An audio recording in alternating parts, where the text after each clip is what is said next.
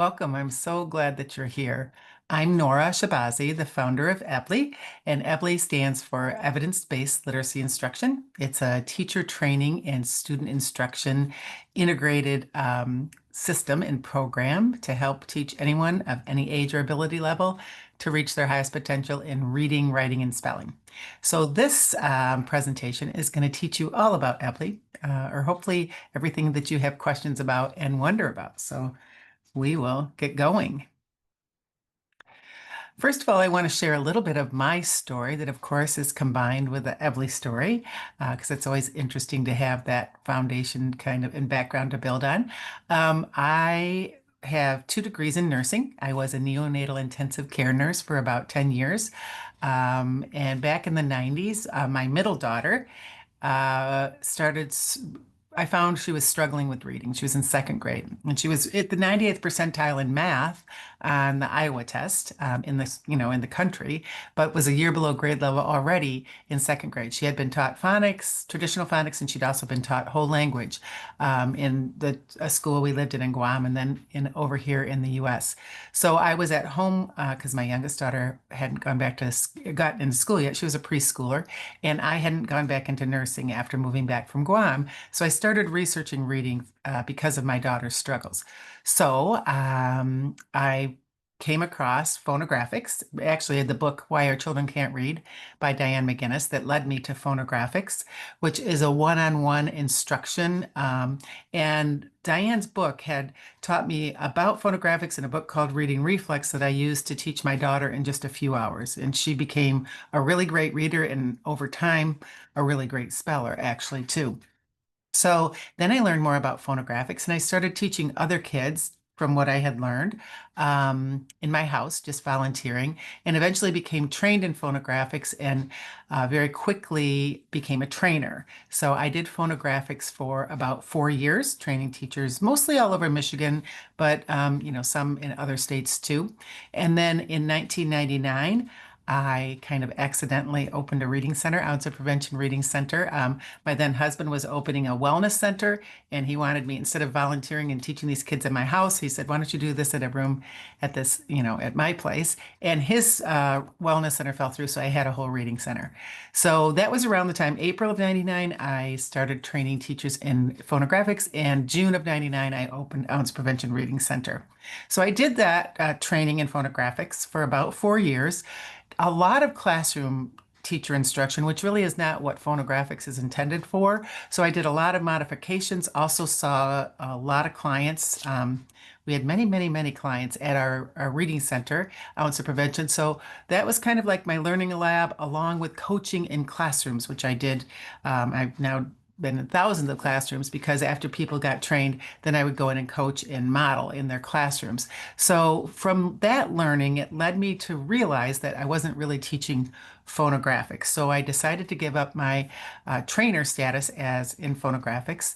And I wasn't exactly sure what I was going to do, but as I was thinking about that, and still, of course, having my reading center and some people working with me, teaching students phonographics at the time. I then was approached by a county in Michigan where a nonprofit had offered to train all the teachers in the whole county by me, which was interesting because I didn't have anything to train them in. So that was the impetus that led to EBLI. So that's how I started EBLI and created EBLI with the mindset of really getting into where it's easy for classroom teachers and it's much more comprehensive, teaching reading, writing, spelling, and all the components of literacy explicitly and in an integrated manner. So that's how EBLI was born in 2003, and it has continued to evolve based on experience in classrooms and experience with students and experience with learning more from the research. So EBLI continues to, and even now to this day, continues to evolve. We used to do all in-person trainings. In 2017, we made the decision to start to move to online to better systematize our delivery to the teachers. And so that process, we worked with Marygrove College for several years until unfortunately they went out of business after 100 years. But we worked with them and they were very helpful. And then in February of 2020, we went completely online instruction with EBLI.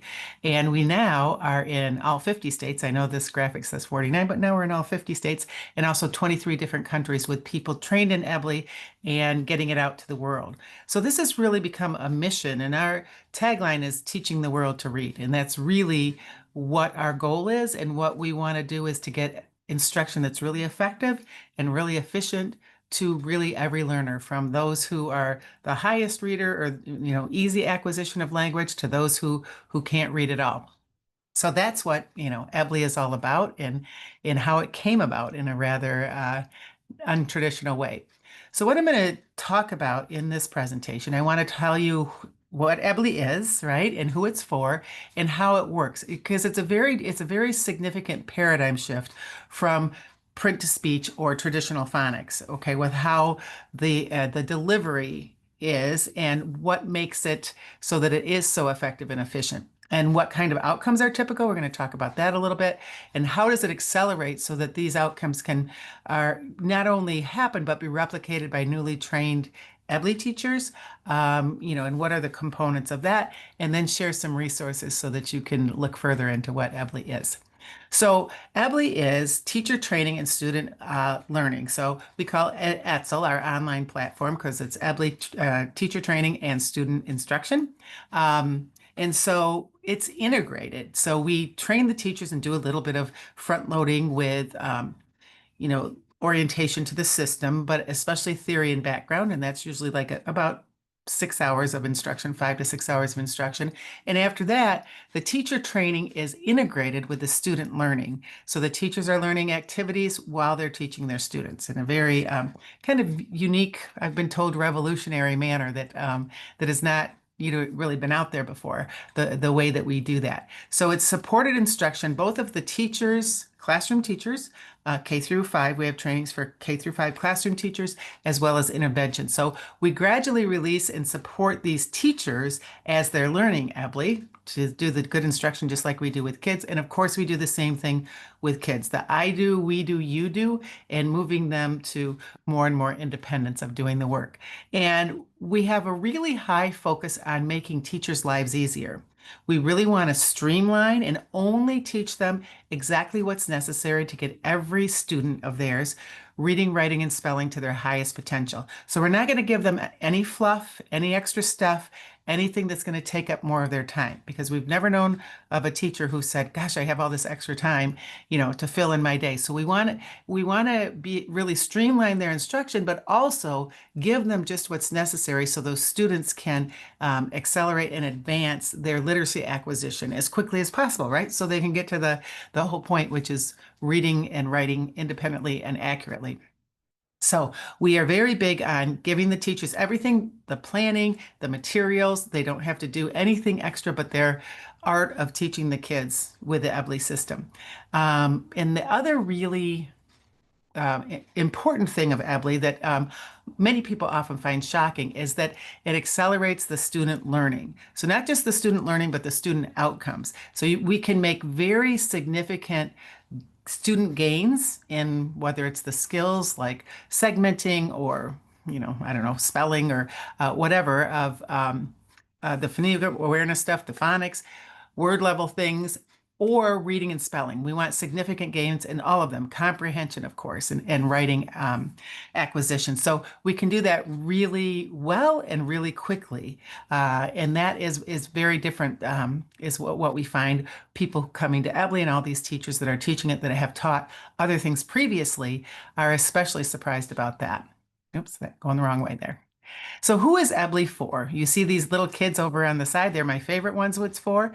Teaching whole class kindergarten. I like that K1 too. So we put that fence at the top of the cliff and not have the need for remediation, which is so prevalent now and it has been for years and years and years. But if we get them, off on the right foot at the very beginning, then these kids just continue to self-teach and grow and become better and better readers and becoming more independent and accurate at reading. So that's ideally our little ones.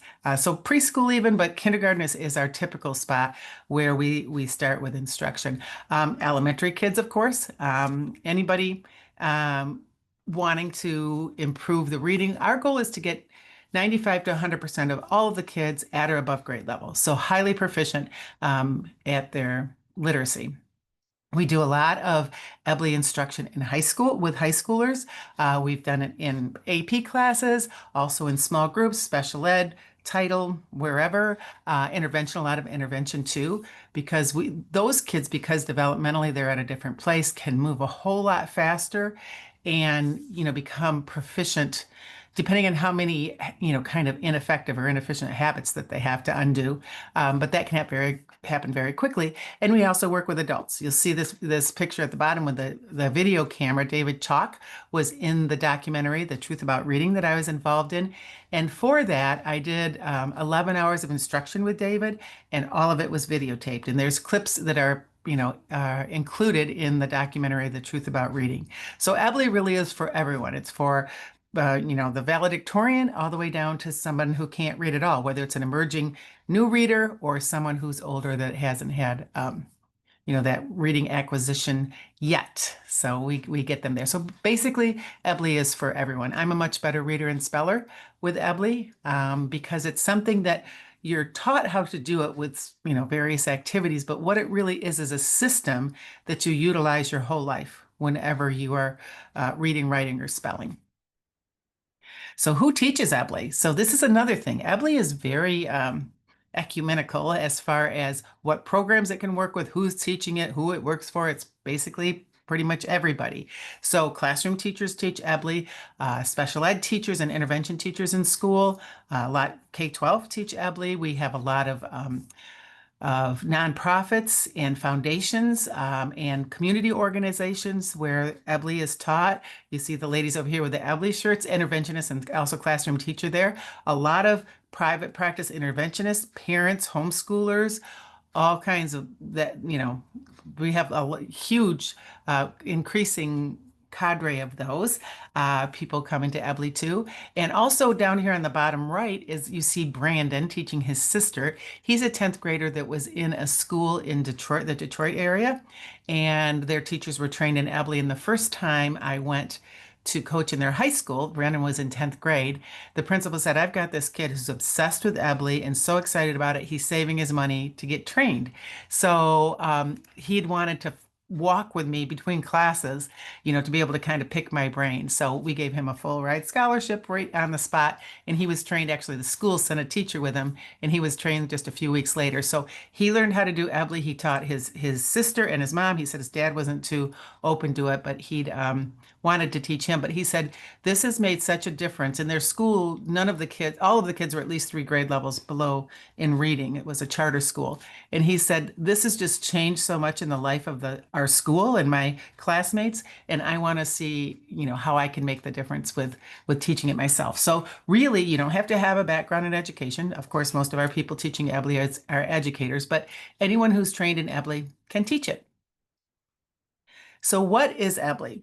EBLI is a system, okay? So it's a system of reading, writing, and spelling instruction that incorporates all the 5 essential components of reading. So phonemic awareness, phonics, fluency, vocabulary, comprehension, as well as handwriting, spelling, and writing. Of those 8 things, we incorporate and integrate them so that they're taught explicitly, but also in an integrated manner from a speech to print approach. So every EBLI activity that's taught, there's about 20 unique activities, a little bit more with our beginning readers in kindergarten and first grade, but each activity incorporates 4 to 8 of those components, of the 5 essential components of reading, plus writing, spelling, and handwriting. So that's one of the reasons that EBLI, the reading acquisition and spelling and writing acquisition is so fast with EBLI, is because of that integration, the explicit instruction and the integration and the immediate application to using what was learned in reading and in writing, even with our very beginning kindergartners who are only learning, 4 sounds in a week. Very, very quick because of that integration.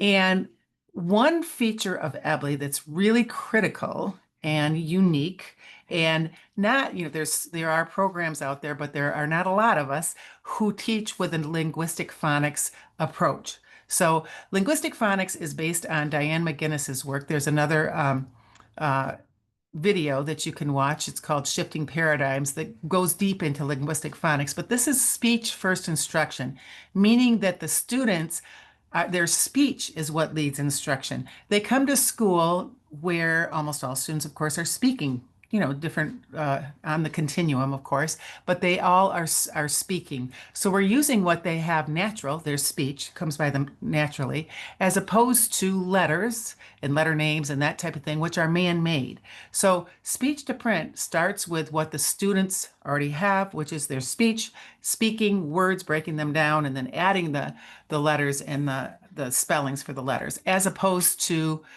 like I say, the letters, which are biologically secondary, meaning they have to be taught. Speech is biologically primary, meaning that it happens for almost everyone naturally.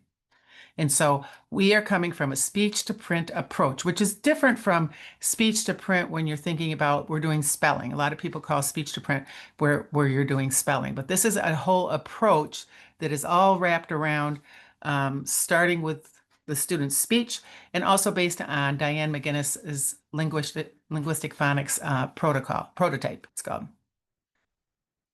So these are some of the key components of what it's taught explicitly in EBLI, and that helps make it so we only have to teach a very small percentage in comparison for sure of the code, because these concepts apply to all of the code and they can apply them to different parts of the code once they know and can integrate and apply these concepts and skills. So the concepts are in English, when we say a sound out of our mouth, a sound can be spelled with 1, 2, 3, or 4 letters. So if you see on this little chart on the left at the top of the blue, you've got the word on, where we have ah, n, both sounds are spelled with 1 letter. And then the word she, sh, e, that sh is represented by 2 letters. Hi, h, I, still 2 sounds, but that I spelling has 3 letters, and then a, t, again 2 sounds, but the A spelling is represented by 4 letters. So in English, when we say a sound out of our mouth, 1, 2, 3, or 4 letters can represent that sound. And the next concept that's really important to understand about our complex English alphabetic code is that almost every one of our 44 sounds can be spelled in multiple ways. So the example you see here is Z. You've got the spelling for Z in zip, which we would think of as Z, right? Or the Z in buzz. Or then we have that Z in is, which is very common at the end of quite a lot of words, actually, sometimes in the middle, but definitely at the end, like is, was, has, his. So we're saying that Z, and it's represented by the letter S. Okay, and then you have that Z in haze, that 2-letter spelling, and then the 2-letter spelling Z in choose. So this same sound, saying the same sound, and we're looking at a variety of different spellings, is another concept that's really critical to be able to manage the English alphabetic code at a high level. Okay, so that happens with vowels and it happens with consonants. Same sound with different spelling. And there's anywhere from 2 ways to spell a sound to, so far we've come up with 20 to spell the sound sh. Okay, so that one's the winner by far. But typically there's about 8 to 10 ways to spell a sound on average, I would say. Then the next concept that's really critical to understand to be able to manage our English alphabetic code, especially without a lot of extra declarative information and rules and that type of thing, is that the same spelling, okay, so that could be 1, 2, 3, or 4 letters, right? But that same spelling can represent many different sounds. So if you look here in the little blue box, the third one there, where you have the O and on, that represents ah. And then that same spelling in no represents the sound O. In the word do, it's oo. In dog, it's aw. And in sun, it's So 5 different sounds, there's actually a few more, but 5 sounds represented by that 1 letter. That gets really murky if we're trying to deal with, let's say, long and short vowels, which the first 2 would be, but not the other ways to spell the sound, or if we're trying to do with a rule, because then there's going to be all these exceptions to the rule. So that concept is really critical, and we teach these toward very much at the beginning, especially 2nd grade and older, and pretty quick even in kindergarten, so that the kids understand these concepts that make English unique and how to be able to apply them to the whole code. And then the next concepts we say here in EBLI is a multi-syllable strategy, because it's so much of what we do. Even in kindergarten, we do an awful lot of teaching, in time in kindergarten, but with older kids, we start right away. I mean, within the first or second activity for second graders and above, or lesson, not activity, lesson. So the first or second hour of instruction, we are teaching 3+ syllables. Okay, because and probably definitely the majority of our instruction is going to be in these multi-syllable words because they're going to teach a lot of information in those, but we need to be able to manage those 3+ syllable words if we're really going to read pretty much any books unless they're very decodable or low level books. So this is something that's a tremendous weakness for many, many kids, especially struggling readers, but really most readers or non-readers.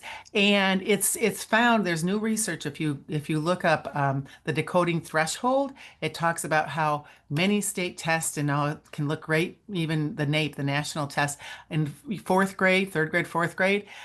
These scores are wonderful, but the kids fall off significantly in eighth grade because all these multi-syllable words are added that they're supposed to know how to read, how to spell, what they mean, right? The vocabulary and the morphology and all of that. And that is the part they've been taught mostly 1 and 2 syllable words. And that's where so much falls out. That's a really big strength of EBLI is that multi-syllable. So those 4 concepts are critical to the success of our students. And then utilizing them with phonemic awareness skills that you use to manage these concepts. And one is blending, which is pushing sounds together in a word. So if you say the sounds ch, e, z, you push them together, say cheese, that's blending. Now, segmenting is actually pulling those sounds apart. Okay, so I give you the word, I don't know, let's say laugh. What are the sounds in laugh? L, a, f. So pulling those sounds apart to the smallest unit so that you can apply the spellings to them because it's key to do these skills with the print that we're talking about in under the concepts. So that's segmenting, pulling sounds apart. High correlation with, we find very much so with comprehension, interestingly. And then phoneme manipulation. So this is adding a sound to a word, removing a sound from a word. So Nora without the is nor, okay?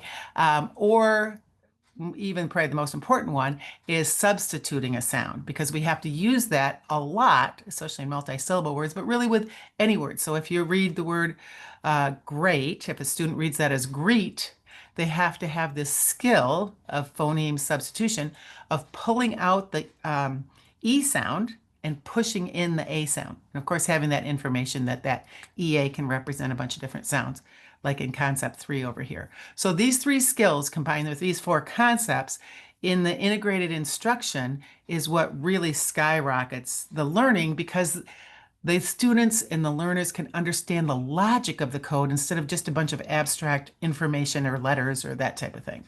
Okay.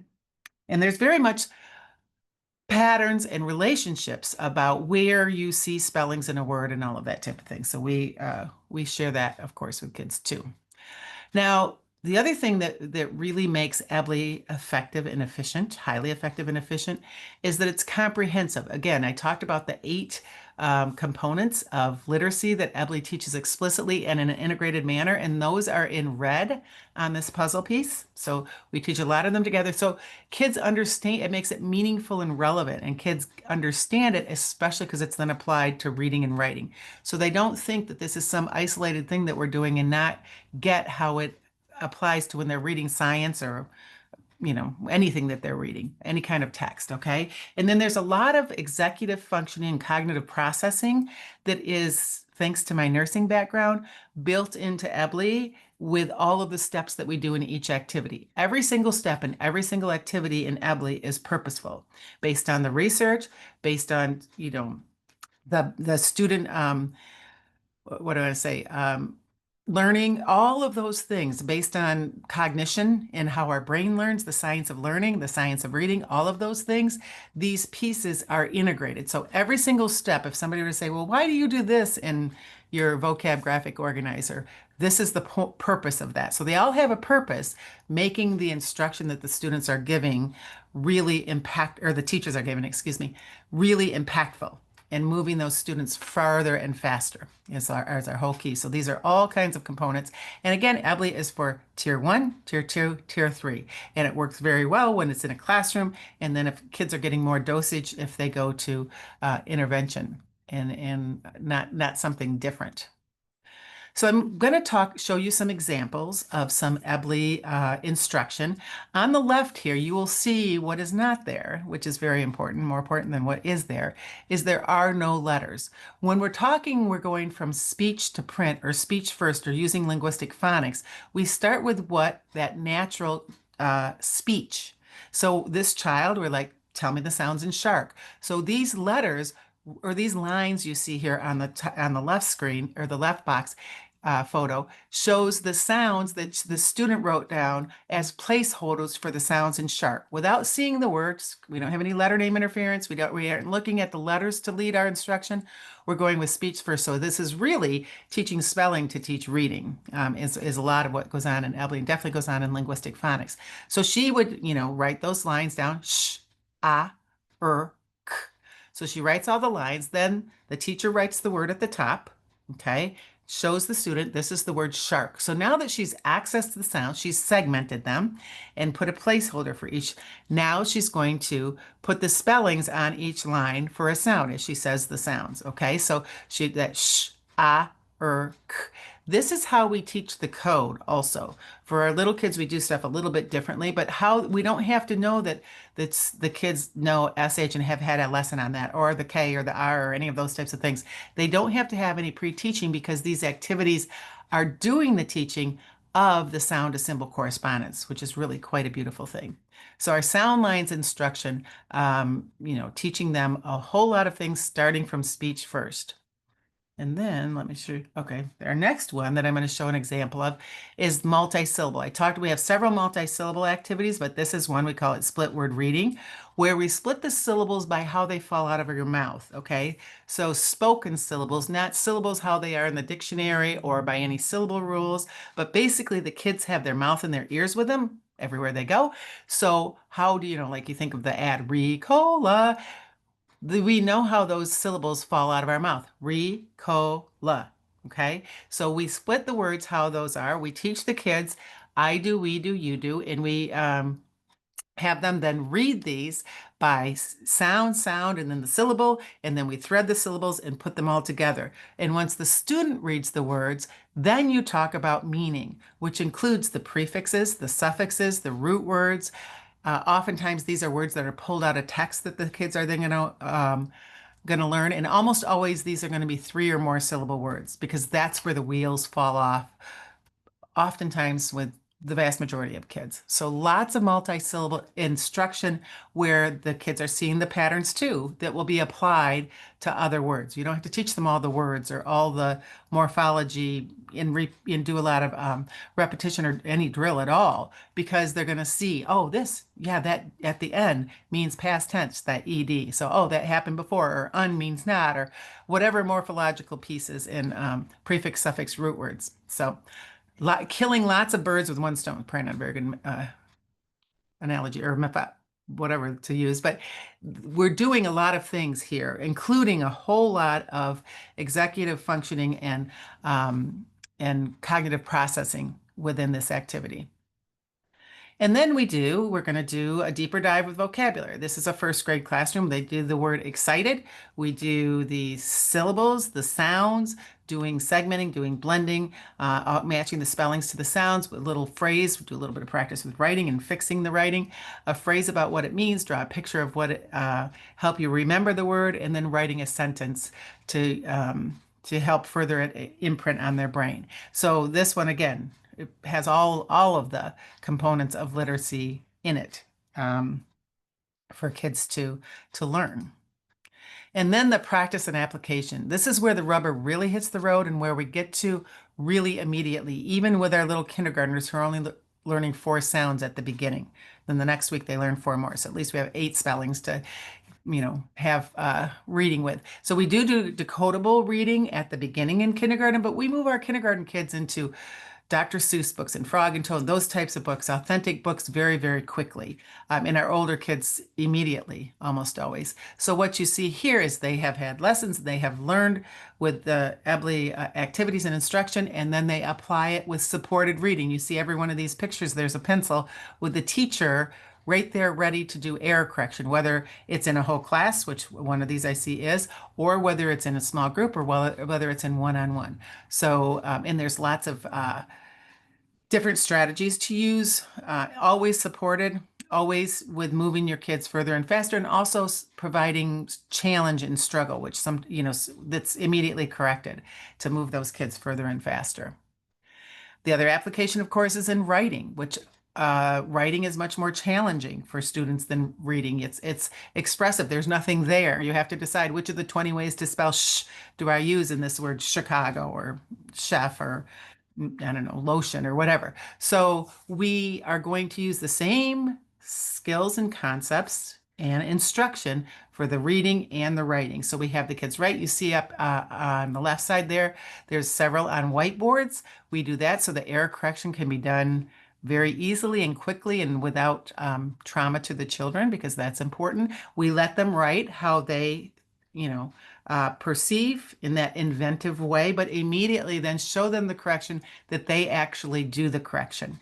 So we move that always into writing, that not just includes spelling, of course, but we want to have punctuation, capitalization, syntax, all of those things in the writing. Even you'll see that on the right here at the top of the lion, that's a little kindergartner, with the writing process and doing their checklist and making sure they have all the components that they're supposed to have. So everything that's taught in EBLI is then immediately moved. I mean, within, the same series of activities, we're learning a sound in, the kids learning the first four sounds of, in kindergarten, I think we have st, and a, which can't make a whole lot of words, but they are going to read little 3-sound words in a couple words together and then write a sentence too. So always application and differentiated, of course, based on the age and ability level. So I want to talk about the effectiveness of EBLI because that's really the only point. All of these things, if whatever instruction that we're doing, the only point of it is we want to move our kids so that they are at or above grade level, right? We want them to be highly proficient at their highest ability of reading, writing, and spelling. So I just want to give you a variety of both different assessments, different ages. It doesn't matter what assessment it is if you're really teaching reading, even if it's the skills or the outcome, which is comprehension, right? You will get gains in anything that you're doing if you're teaching reading because it will be effective across whatever that they're reading. So this first case study here with Beach Elementary, that's a kindergarten. The first 2 years are pre-EBLI, and then this 2007 where you see that big green spike, this is nonsense word fluency, which is really challenging to, to move, right? To move these kids. But this school district, this was 2007, and years after that, which they then had everybody trained, they never had another student in the red at the end of the year, and hardly ever did they have anybody in yellow. Okay, almost everybody was in green. So this is what we want to move. We want these kinds of gains and you want them quickly. So that's in kindergarten with nonsense word. On the right here, the green and blue, this is this year. Okay, so we've got, almost 20 years ago, and then we have this year. This year it's a first grade teacher in Alabama who her first year of EBLI. This is 19 students, and this is her DIBELS results. So you can see in the green, we have kids as low as 3 and 7 words a minute there on the left. The green is in the fall, their DIBELS scores, and the blue is in the spring. So they went from an average of 46 words in a minute, the 19 kids average, to 108. Okay, so 2.5 times, almost 3 times, 2.5 times, I guess math's not my thing, 2.5 times their gains. And the other interesting thing is you'll see this green line at the top, that's their accuracy. So our 3 and 7 word kids, they were like less than 50% accurate, but the average accuracy was 84% of all 19 kids. At the end, in the spring, the average accuracy was 98, the blue line at the top. So this is important. This is actually reading in text and the accuracy of how you're reading in text. So we love this assessment, and comprehension is the other one, to show how are these kids applying it, not just the skills, which is the nonsense word reading, but how are they applying it. The bottom left, and also the beach and the first grade here on the DIBELS are both classroom instruction. Bottom left is DIBELS with intervention. So intervention students, so you can see nonsense word reading fluency, and oral reading fluency. Word reading fluency is just a list of words. Oral reading fluency is reading in text. So the blue is them before, and the orange is where they were at the end of the year, and then the white is where the goal was. And then first grade intervention over here with the yellow and the red. Word ID means real word reading, list of words, and word attack means nonsense word reading. So you can see these kids, there was an average of 15 hours of instruction for these 12 first graders who were high risk or special ed, and they made almost a grade level gain in real word reading and about a grade and a half on word attack or pseudo word reading. So regardless of assessment, whether it's whole class, small group, one-on-one, we want those gains to be consistent and significant. This is some ESSA research that we had recently done, ESSA 3, with 3 different schools and districts and different states actually. So this is just showing some 49 students, third to sixth grade level. And this is their dibbles before and their after. Of course, we always want more green, less red. So you see those gains. And this over here with the green and blue again is East Jordan Middle School. This was interesting because all their classroom teachers in the middle school, this is not typical, were trained and they did EBLI in their homeroom. It was like 15, maybe 20 minutes a day. They did EBLI instruction. They all did the same activities with their classes until October when the MEP at the time was given, the state test. And so these are their gains on their state test after just that amount of time in the first couple of months of school. So you see the sixth grade made humongous gains on their MEP percent proficient, and seventh and eighth grade made big gains too. So lots of great progress there. So again, age doesn't matter, grade level doesn't matter, even ability level. This left one is from a project I did, which was interesting when Michigan changed to the ACT as their high school assessment for 11th grade. And so many kids did so poorly in the state that they regave it. And I grabbed from 5 different schools, let me take some of their kids, and I taught them about an hour and a half, not quite, of instruction. And these guys, their composite score went up almost a whole point. Their average was about 16 on their composite to start with, and their reading score went up 2.2. We also had some comparison groups. I've linked to you at the end where you can see this whole study. But again, this is groups of kids and lower kids who typically struggle that made tremendous gains in less than 2 hours of instruction. There were 52 students total over the 5 schools in groups of 7 to 15 range. And this one on the right is also high school, and this is mostly special ed kids, 19 of them. They were taught by parapros, but if you look at the average amount of time, and this is something that is just like, how is that possible? I still think that sometimes after almost 30 years too. But these kids were just a little over 5 hours of instruction, these high school students. And you can see their pre-gains again on real words, pseudo, fake, nonsense words, vocabulary and comprehension. This is where we really want to go in high school, right? We need you guys to be comprehending what's going on. And you'll see that all of them are at least at a 10th grade level, and that was their average grade post. So we want gains that happen quickly, and we want gains that are significant so we can put kids back in the classroom and they can manage the work at their classroom level independently. That's what we want to do. Or they're in the classroom and we can move them to if we don't mind if a student's in second grade and they're reading at a sixth grade level, right? We want them to move to their potential so that they can get to the job of actually reading to learn instead of learning to read.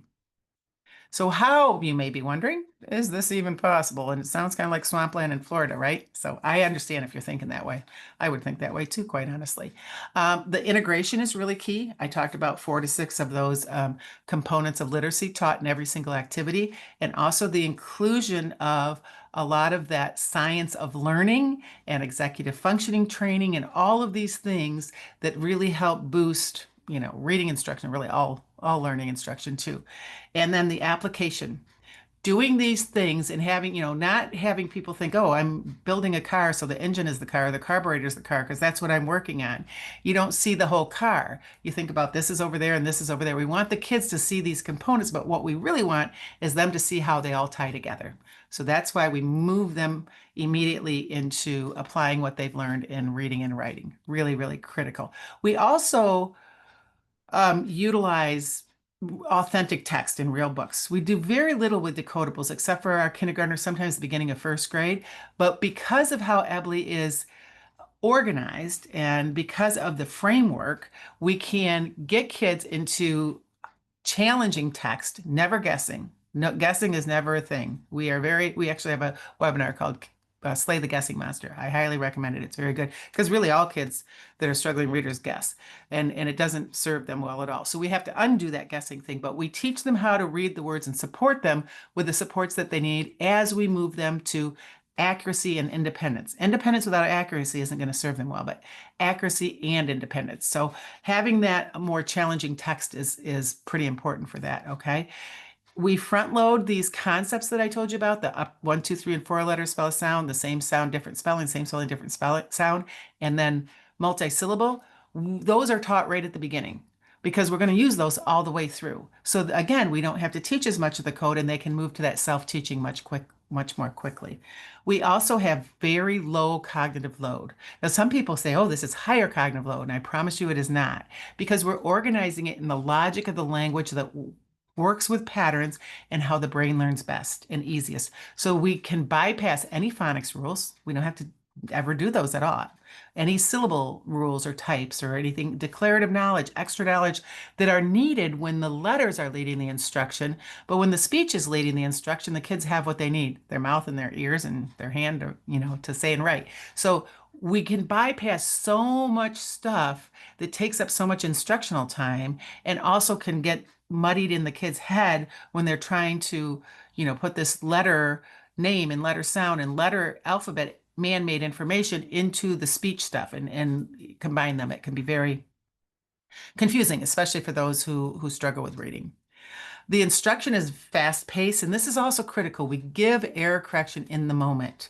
So yes, you're going to make mistakes. If they aren't making mistakes, we actually make it more challenging. So they will make mistakes because that's where they're going to grow faster with the feedback, the corrective feedback, where they then make the corrections themselves. And the Science of Learning talks all about that and how important that is. In the gradual release, we're not just going to throw them off the deep end. We model for them and show them how to do it and hold their hand as you go. And the next time they do that activity with different code, it's so much easier and smoother because they understand the process. And then we just keep moving them through. We're in then removing the scaffolding, removing our supports as they go so that they move to independence because we can't have them all live with us, right? We've got to move our kids to where they can be independent. The multimodal instruction, the students are hearing, seeing, saying, touching. They're doing it, hopefully not licking, but they're doing all this multimodal work to help buzz the information into their neural pathways more quickly. And that's what we want. We need to move them so that they get this into long-term memory, not just for the moment for what they're doing, but so that they have it and they can replicate it and apply it to other code that have the same features or the same patterns. We don't, we eliminate all the noise. Like I said, we streamline everything which really helps with teacher delivery because there's not enough time in the day to teach all of the things. What is the most important, what's absolutely necessary. We don't do literal noise like snapping, clapping, tapping, singing, really, any of those things. We do just what's necessary to get these kids to where they need to be, okay, which is at or above grade level. So we want to be really streamlined and really effective and really efficient. So to learn more about linguistic phonics or the speech to print approach, based on Diane McGinnis's work with Why Our Children Can't Read, which is the book that put me on this path, as I shared earlier, we do have a presentation. There's a collective of us, myself, Marnie Ginsberg, who's from Reading Simplified, Donna here from the Science of Reading page, a few practitioners of this kind of instruction. We have worked together as a collaborative to try to educate others, and we have this presentation on shifting paradigms that really goes deep into the linguistic phonics pieces of it and the background and the research and all of that part, which is, a foundational piece of the EBLI instruction. Okay, especially the decoding and encoding parts. This going from speech first or speech to print approach or linguistic phonics approach is really a huge paradigm shift, which is why it's called shifting paradigms. It's very different than how we're used to delivering instruction with phonics previously. So I highly recommend this. If you go to our EBLI YouTube page and you put in shifting paradigms, you will come up with this. It also has resources with it, all kinds of great stuff for you to learn more about that specifically.